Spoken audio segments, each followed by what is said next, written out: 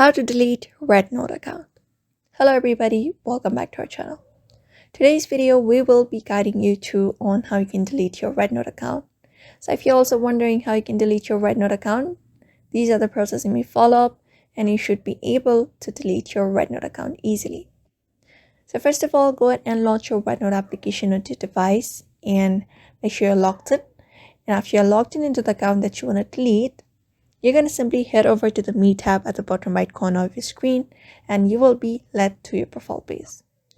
So in order to delete your Rednote account, you're going to look up for the gear icon which is right beside your profile. Just go ahead and tap on it. And once you tap on it, you can find this account security option. Just go ahead and tap on it again. Once you're tapped on it, at the very last option on this page, you're going to find account cancellation section. Just go ahead and tap on it and you will be led to the space right here.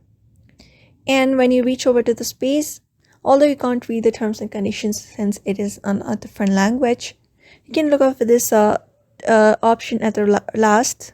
So in order to continue with the process, you just need to tap on this I agree with the terms and conditions, which it basically means. After that, confirm this red button and select your reasons, like why you want to delete your account. So just go ahead and select your reason, confirm it, and confirm this deletion. Like if you want to really delete your account, you're going to go ahead and tap on this red button and your account will be deleted after that. So that is it. Now you will be logged out directly and that is it. Now your account has been deleted. So if you want to delete your Rednote account as well, you can just go ahead and follow the same process that I just showed you on my screen right now.